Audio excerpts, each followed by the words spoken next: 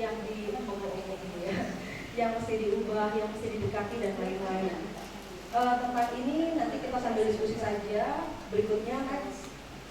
Akhirnya negara meminta kita untuk memprioritaskan pendekatan religius. Jadi sekolah-sekolah sekarang rasanya ke banyak orang-orang yang sudah memilih untuk daripada di luar kayak begini nggak jelas, saya sekolahkan anak saya ke pondok.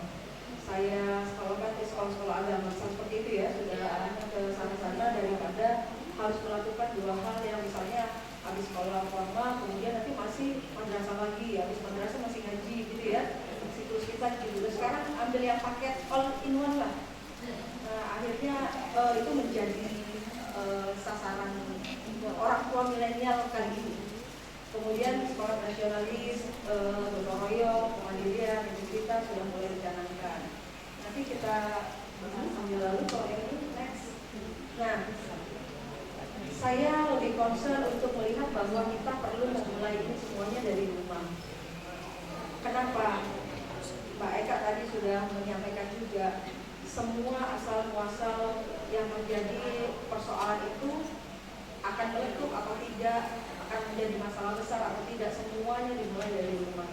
Kenapa? Rumah itu nggak melulu tentang orang tua saja, tapi signifikan adanya dia itu siapa? Siapa yang pegang dia lebih banyak, itu juga menentukan. Jadi penting banget kita menentukan sama siapa dia pegang juga, kalau memang kita nggak pegang dia. Ya. Berikutnya, akhirnya ini tadi untuk menjawab tantangan yang di atas. Jadi kita kadang-kala ketika labeling itu terjadi, mau nggak mau mesti menjauhi labeling lah gitu ya. Gimana caranya sih? Boleh dibahas dengan diskusi saja. Berusaha mengajarkan sesuatu ya, permainan yang lebih ke nilai-nilai, punya nilai-nilai misalnya. Entah kenapa mainan zaman dulu itu lebih asik ya. Karena akhirnya saya pun menerapkan ke anak-anak. Awalnya saya juga ketika saya ngomong ini, kita psikolog ya, kayaknya udah semuanya aman terkendali, tidak. Kita pernah mengalami fase kesalahan juga gitu ya, yang kemudian saya pernah kasih anak saya gadget dulu, bahkan memberikan khusus buat dia ya kan, sampai di titik dia sudah kok sepaneng terus ya, kok asik, nggak bisa diganggu apa-apa, nggak bisa. Itu akhirnya kita sadar harus menghentikan dan memperlakukan Sabtu Minggu saja boleh pegang gadget dengan aturan. Kita sama aktivitas.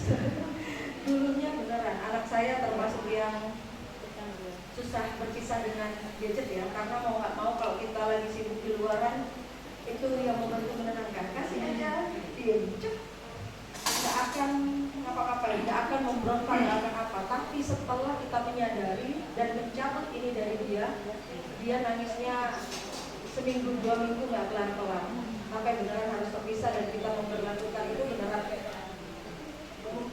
melakukan kegiatan menerapkan itu program gerakan 1821 tanpa HP ya. Ada yang tahu jam 6 malam sampai jam 9 malam kita hanya boleh bercengkrama dengan anak-anak tanpa